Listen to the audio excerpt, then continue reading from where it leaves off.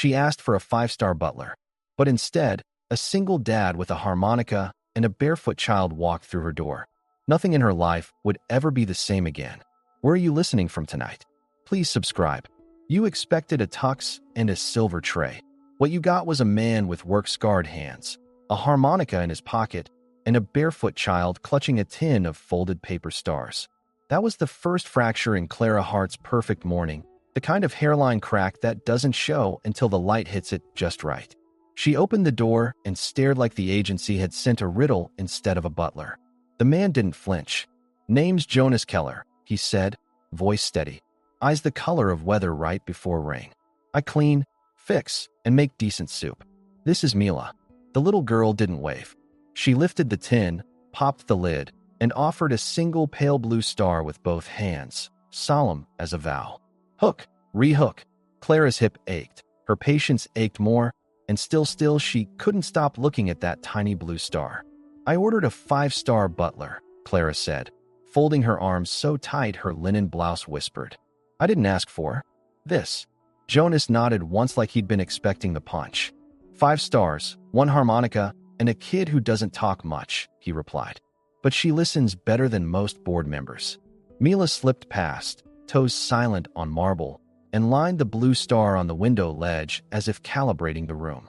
"No clutter, no noise, no children in common areas," Clara declared, limping back to the couch she pretended was a throne. Jonas took in the crooked lampshade, the whining fridge fan, the hairline crack in the balcony glass, things a person only sees when they know how to look. "I don't do invisible," he said, setting his duffel by the utility room. "But I do quiet." The harmonica glinted from his chest pocket, not a flourish, a fact. Clara told herself she didn't care. Her breath said otherwise. The day slid forward like a chess clock. Jonas unpacked a roll of tools, a stitched-up first aid kit, a folded note with a child's drawing of a house, and 3 stick figures. He tightened the cabinet hinge that had been complaining for months, leveled the lampshade, bled the radiator until the phantom rattle died. In the window light, Mila folded new stars, each crease precise, ritualistic, green, then white, then a single silver one she placed exactly in the center of the ledge. "Colors mean something?" Clara asked before she could stop herself. Jonas rinsed a pan. Blue for calm, green for try again, silver for holding it together. Clara scoffed, then winced as the movement tugged at the brace beneath her slacks. "I didn't ask how she feels." "No, ma'am," Jonas said softly. "But she noticed how you do." The words landed where numbers couldn't reach. Later, when the pain meds wore off and the house turned museum quiet, Clara reached for her cane and found it already beside her, ghost-placed. A chilled glass of water followed. "I fix what hums and what hurts," Jonas said, not meeting her eyes. "Sometimes that's the same thing." Night dropped like a curtain that forgot it wasn't velvet. Somewhere in the penthouse, the building's old wiring sighed and the lights blinked out. Total dark, no warning. Clara swallowed a hiss of pain and pushed herself upright. In the kitchen doorway, a small glow bloomed, a keychain lamp in Jonas's hand, the beam steady. "Backup generators are late to the party," he said. From the corridor came the buzz of a confused alarm and, faintly, voices at the service door, one annoyed, one officious. Mila went still, shoulders climbing toward her ears, fingers white-knuckled around the tin. "It's okay, kiddo," Jonas murmured, kneeling to her height. He fished out the harmonica, let it catch the weak light, and set it down so she could see he wasn't going far. "You fold. I'll handle the noise." He moved toward the hallway, footsteps economical, body low like someone who'd learned to be brave without making a show of it.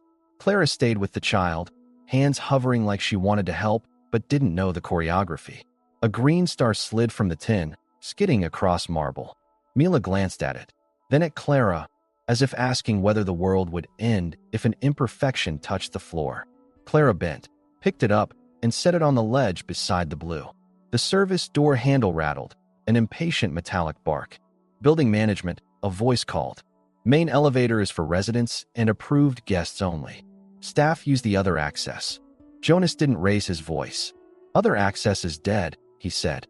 "So is your hallway light." He tapped the fixture. The buzz softened and went still. "Ms. Hart's recovering. You want her taking stairs in the dark." A beat. a muttered reply about rules.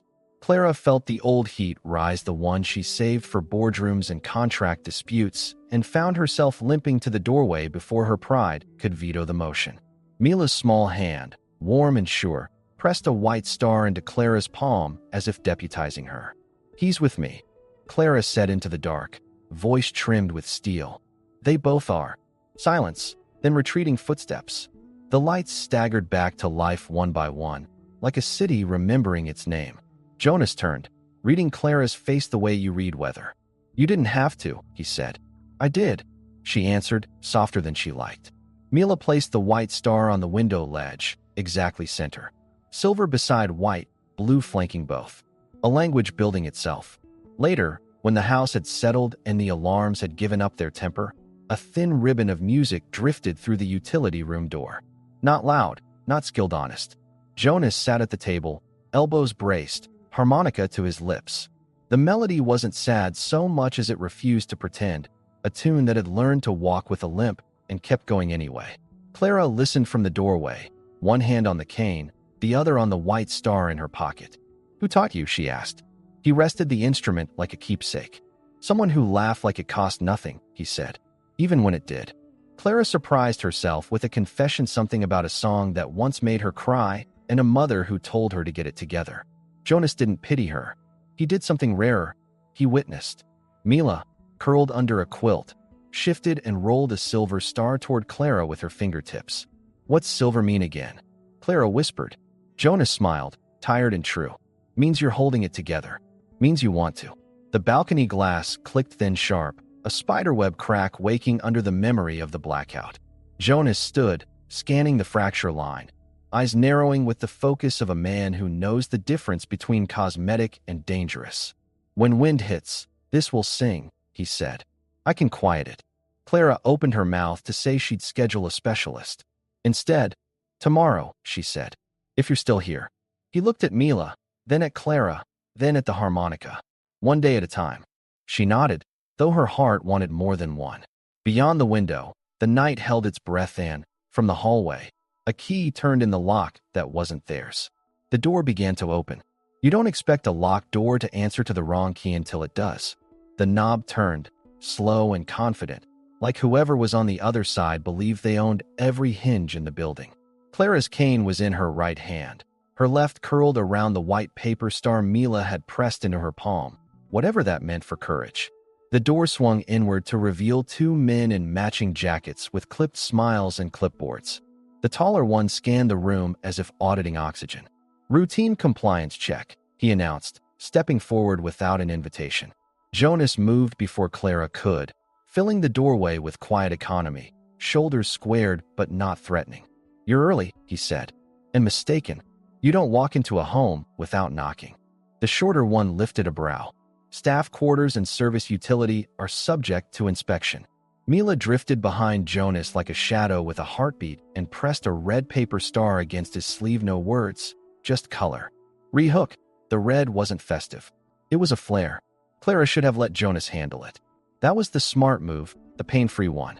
Instead, something older than good manners woke up in her, the part of her that had built things from dust and dared anyone to sneeze.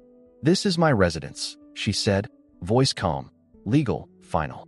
"You announce, you wait, you enter when I say so, and you address my guests with the respect you'd want for your own." The taller man didn't back down. He simply sidestepped, eyes landing on Mila's bare feet. "Building policy requires proper footwear in common areas," he said. Jonas's jaw twitched. "We're not in a common area." The shorter one pointed to the crack in the balcony glass. "Safety violation. We'll write it up."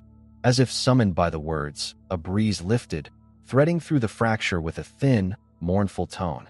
The sound needled Clara's spine. Jonas's head cocked, listening not to the men, to the problem. "You can write it up," he said, "or I can fix it now and save you an incident report." He didn't wait for permission. He glanced at Clara. She gave the smallest nod she possessed. He returned with a suction handle, a length of transparent film, and a roll of soft tape from his duffel. While the taller man clicked his pen in protest, Jonas sealed the spiderweb with the care you'd give to a bone that could still knit. The tone in the glass went quiet, like a held breath finally exhaled. The shorter inspector decided to salvage authority by nitpicking the lamps. He reached for the crooked one Jonas had leveled earlier and yanked the shade hard. The metal stem scraped, and the cord popped from the socket with a spark that snapped like an insult. Mila flinched. The tin of stars tilted, a scatter of colors skating across the marble. The taller man cursed and slapped the switch like the lamp owed him an apology. This time the outlet spat a brighter spark, a mean neon flicker followed by the sour smell of burning dust. "Back," Jonas said, already moving to cut power.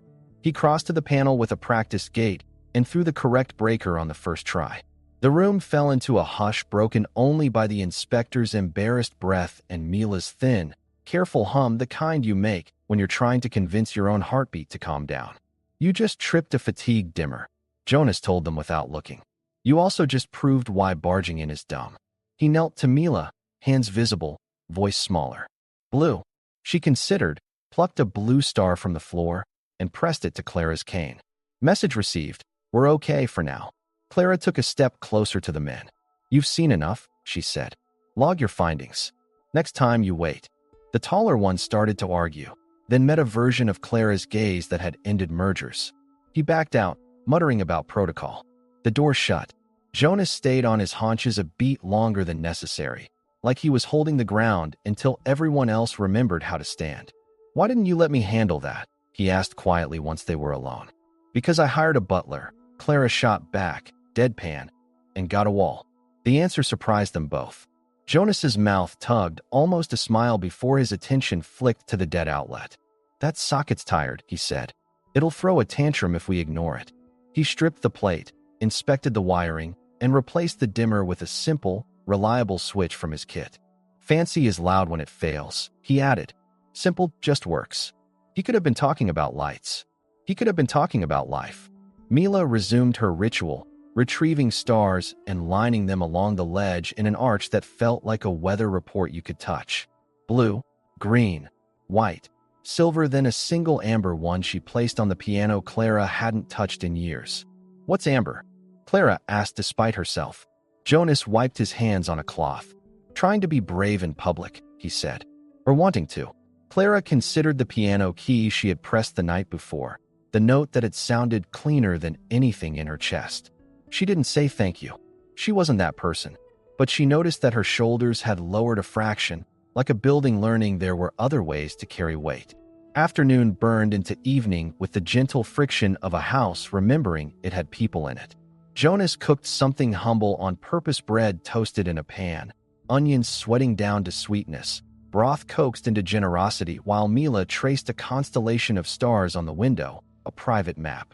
Clara pretended to work while her eyes kept drifting to the harmonica resting on the counter like a promise. When the last bowl hit the sink, a soft tone blinked on Clara's tablet.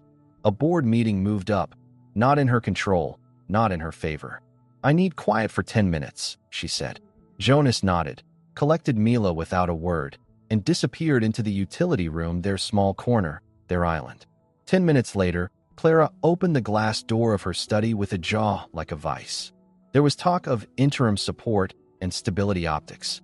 Someone coughed a vote into the air while avoiding her eyes through a screen. She ended the call before they could see how tight her hands had clenched. Outside the study, she almost stepped on a neat row of stars across the threshold. Not an accident. A border, green at the center, bookended by white. "Peace treaty?" she asked the room.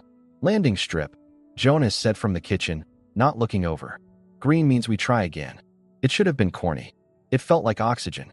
The night returned with rain that didn't ask permission, drumming the sealed glass in patient fingers. Jonas checked the temporary patch and nodded, satisfied. He was drying the last bowl when the building alarm hiccuped, 3 unsure beeps and a pause. Then a fourth, insistent. Somewhere below, a breaker had gone lazy or a guest had gone careless with a candle. Mila stiffened, eyes tracking the ceiling as if sound had color. Jonas crouched, hand gentle on her shoulder. "We'll be okay," he said. To Clara, "If this is nothing, we wait. If it's something, we go." The lights dimmed, brightened, dimmed again, the room pulsing like a heart interrupting itself.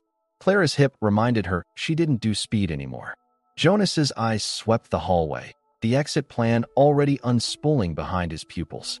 He slung his duffel over one shoulder, lifted Mila with the other arm, and offered Clara the crook of his elbow without commentary. "I don't need help," she started, then took it. The alarm found its conviction steady now, demanding. Through the door, the corridor breathed a thin ribbon of smoke, not panic-thick, but persuasive. Jonas opened the door a hand's width, peered left, peered right, and closed it again to keep the air inside clean. Service stairs, he decided. Less traffic. He moved to the utility closet, snatched a small mask he'd rigged from soft fabric and elastic, and secured it to Mila with the efficiency of a father who had learned the choreography of fear. He handed Clara a damp cloth. "Short breaths," he said. "Look at me, not the smoke." Mila pressed a blue star into Clara's palm as if to certify the plan. Jonas cracked the door again. Down the hall, a shape moved through the haze, slow and wrong, like someone carrying something heavy or like the air itself had weight. The alarm kept time. The smoke curled a finger under the doorframe and tasted the room. Jonas straightened, squared himself to the hallway, and said the only thing that made sense. "Stay behind me." He reached for the handle. The corridor answered with a sound no one wanted to hear, the metallic roar of an elevator trying to run when it shouldn't. The lights flickered out. The door opened into dark. Darkness isn't empty, it breathes. The hallway exhaled smoke and the low grind of machinery pushing past its own limits. Jonas shifted his stance, keeping Clara behind his shoulder and Mila on his hip. "Service stairs, 2 doors down," he muttered, voice low measured. Clara tightened her grip on the damp cloth, hips screaming as she moved in rhythm with him. Mila's tiny fingers clutched a silver star, pressing it against Jonas's chest like an anchor.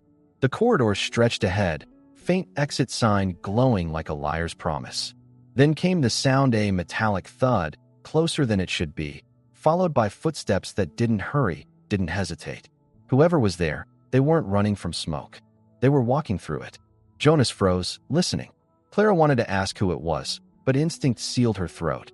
The figure broke through the haze. The building manager, clipboard still in hand like the fire alarm, was just another item on his checklist. "Residents only," he barked, eyes landing on Jonas and the child. "Staff uses service exits." Smoke curled around his shoes. Jonas didn't raise his voice. "Doors blocked. Elevators dead. You're in my way." The manager's nostrils flared, but before he could reply, the lights stuttered again. A high pop echoed down the shaft, the sound of a breaker giving up for good. Clara flinched. Mila pressed the silver star into her hand now, a trait of bravery.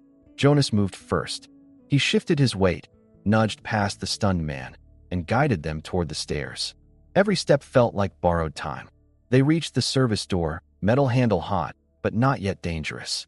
Jonas pushed it open and guided Clara down one flight, steadying her cane, balancing Mila's small frame like he'd rehearsed this 1,000 times. Halfway down, the stairwell lights flicked back on.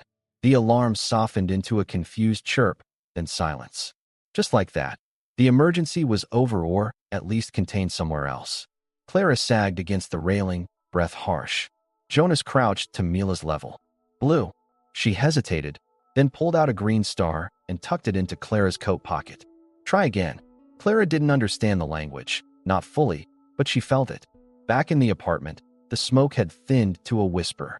Jonas opened windows, moving with deliberate calm, while Clara lowered herself to the couch. Mila lined 3 stars on the table: red, green, blue. A sequence. A story. Clara frowned. "What does that mean?" Jonas glanced at them. "Fear. Try again, safe." Her way of saying we made it through. Clara touched the blue one with a fingertip. Something in her chest loosened, a knot she hadn't known was there. "I don't do scared," she muttered. Jonas shook his head. "Everyone does. Some of us just fold it into stars so we can keep walking." Later that night, when the smoke smell still lingered and the adrenaline had faded to a hollow ache, Clara found Jonas at the window, tools spread out as he reinforced the cracked glass panel. Mila slept nearby, curled beneath a quilt, fingers still holding a star mid-fold. Clara watched him work, the harmonica lying beside the wrench. "Why didn't you say no to this job?" she asked quietly. Jonas paused, wiped his hands. "Because sometimes the places we least belong are the ones that need us most." Clara's throat tightened. She wanted to argue, but the words wouldn't come. Instead, She sat down across from him, the silver star still warm in her pocket. Jonas looked at her, steady. "Tomorrow, I'll finish fixing the glass." Clara met his gaze. And after that, he didn't answer. Not yet. And the silence between them felt like a cliff she wasn't ready to step away from. Morning crept in slow, with the smell of coffee drifting through the air and the faint sound of humming. Clara stirred on the couch, her hips still stiff, but her mind strangely lighter than it had been in weeks. She followed the sound into the kitchen. Jonas stood barefoot at the stove, hair damp from a quick wash, spatula in one hand, harmonica glinting from his pocket like it refused to leave him. Mila sat on the counter swinging her feet, arranging a fresh line of stars. Blue, yellow, and a single white one in the middle. Jonas slid a plate toward Clara. "You skipped dinner yesterday. Pain meds don't like an empty stomach." Clara raised an eyebrow. "Still not wearing a tie." Jonas shrugged. "Doesn't feel like a tie kind of house." Mila pushed the new line of stars across the counter toward her. Clara hesitated, then touched the white bead in the center. "And that one?" Jonas's gaze softened. "Trust. She doesn't hand those out often." Clara felt her chest catch like a lock picking itself. Later that day, Clara shut herself inside her glass-walled study for a video meeting. The board was restless, circling like sharks that smelled weakness. Numbers were slipping, investors murmuring about temporary replacements. Words like co-CEO and transitional oversight poisoned the air. Clara ended the call with her jaw clenched so hard her temples throbbed. When she opened the door, Mila was waiting just outside, small knees folded under her, another star balanced across her lap. "Red this time." Clara froze. "And that one?" Jonas's voice drifted from the kitchen. "Means the world feels angry. But that doesn't mean we have to be." Clara bit down a response, throat tight. But the truth burned too close. She stepped past them toward the wine fridge, muttering, "I'm not angry." Jonas didn't even look up. "No, ma'am. Just disappointed." "That's a different red." His words landed heavier than any boardroom insult. Clara hated that. She hated how much they were true. The evening brought tension with it, like a storm waiting outside the glass. Clara finally asked the question that had been gnawing at her since Jonas arrived. "Why didn't you refuse? You could have said no. This job, this place, dragging your daughter into it." Jonas tightened a cabinet hinge that had been loose for years, his hands steady. "Because I've learned something," he said. "Sometimes the places that don't fit you are the ones that need you most." Clara stared at him, really stared. The crow's feet at his eyes, the way Mila leaned into him without hesitation, the steady rhythm he carried like music no one else could hear. He wasn't what she asked for, but maybe he was exactly what had arrived on purpose. Night fell heavy. Clara stood by the window where the strings of stars now hung, a quiet constellation mapped by small hands. She reached out and touched one with a silver bead in the middle. It was warm, impossibly, as if it had caught sunlight in the dark. Behind her, faint music rose again, the harmonica, careful, reverent, a melody that felt like a confession. Clara followed it into the kitchen, found Jonas sitting at the table, eyes half closed, harmonica resting in his palms like an heirloom. Mila was curled nearby, asleep with a trail of stars across her lap. Clara whispered, "That song, it sounds like it belonged to someone else." Jonas's voice was quiet. It did. Her name was Sarah. He didn't explain further, didn't have to. Clara felt the weight of it settle between them. Not pity, not curiosity, just the kind of silence that means you've stepped into sacred ground. Clara surprised herself with a confession of her own. A childhood memory of hearing a violinist play a song so beautiful it made her cry only for her mother to scold her to get it together. "Maybe I stopped crying that day," she murmured. Jonas didn't pity her either. He simply said, "Music finds the words we don't." He lifted the harmonica again, offered her a softer tune this time, one with hope wrapped around the edges. Clara sat across from him, hands trembling against the table, the silver bead still in her palm. Mila stirred, half asleep, and rolled a clear bead toward Clara's fingers. Jonas glanced at it, then back at her. "Means she sees you." Clara closed her hand around it, and for the first time in years, she wasn't sure she wanted to let go. The next morning, Clara expected silence, but instead she woke to the sound of small bare feet padding across marble. She sat up and found Mila kneeling at the window, her curls glowing in the pale light. The girl was threading a new chain of stars, green ones this time. with a single silver folded tight in the middle. Clara's first instinct was to scold. Paper scraps didn't belong near Persian rugs. But she bit her tongue. Instead, she watched. Mila held each star up to the light before adding it to the thread, a ritual precise and unhurried, like prayer. "You do that every morning?" Clara asked, keeping her tone flat. Mila didn't answer. Jonas's voice came from the kitchen. "Every day? Sometimes two.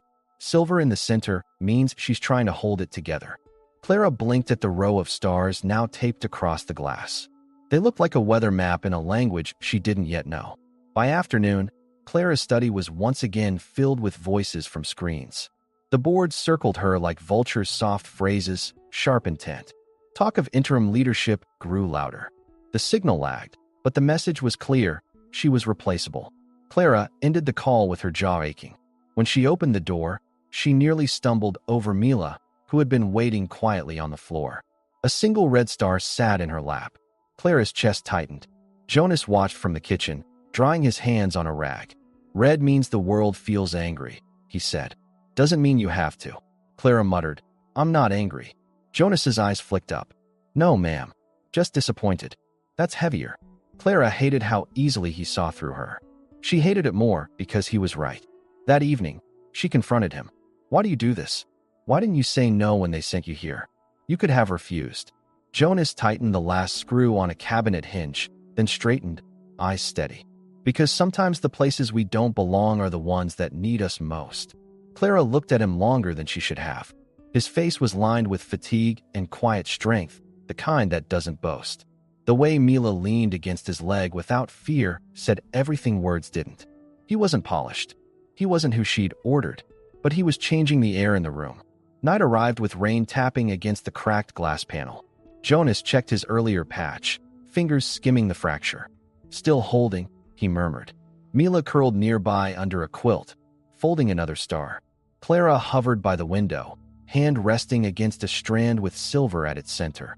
"Why silver again?" she asked softly. Jonas glanced at the child. "Means you're holding on when you don't know if you can." Clara let her palm rest there longer than she meant to. Then, from the table, music rose, the harmonica again, low and honest. Jonas sat playing, his eyes closed, not performing, just remembering. Clara eased closer, breath caught. "That song, it belongs to someone else," she whispered. Jonas didn't look up. It did. Sarah, Mila's mom. The silence that followed wasn't awkward. It was reverent. Clara sank into a chair across from him. Words she'd buried for years rose without permission.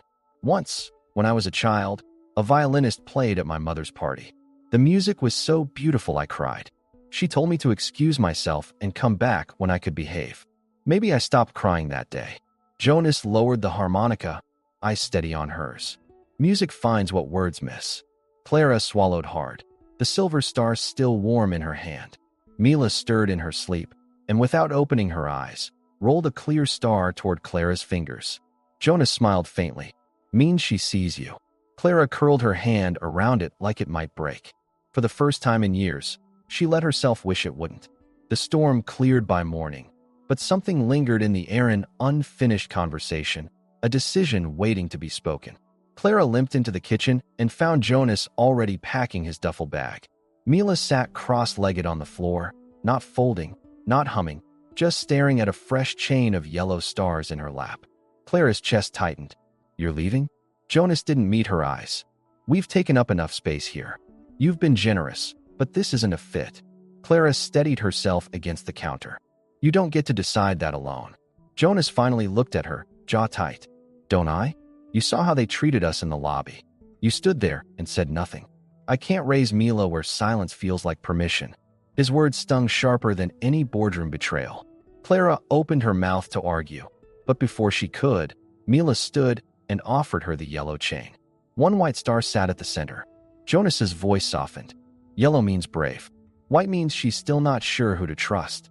Clara knelt, pain flaring through her hip, and took it with trembling fingers. "I should have spoken up," she whispered. Mila reached out and touched her arm. No judgment, just presence.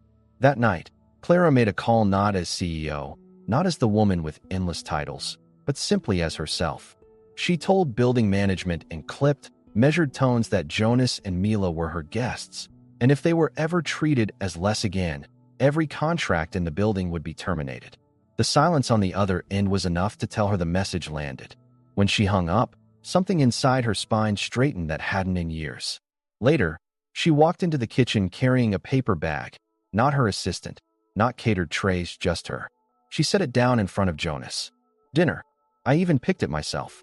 He looked at her, suspicion softening into surprise as she pulled out cartons of chicken pot pie and a single cup of lemon sorbet.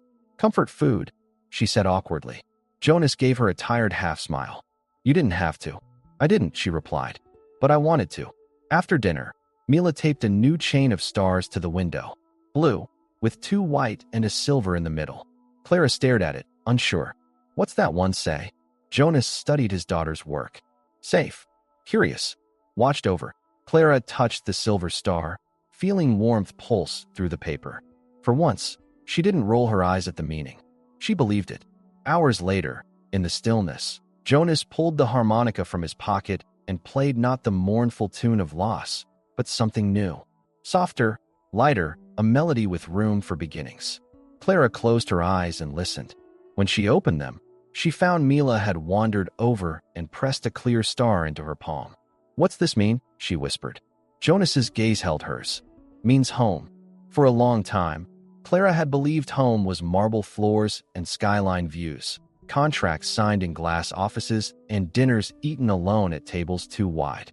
But that night, with the harmonica singing and a child's stars glowing faint against the window, she realized home might simply be this.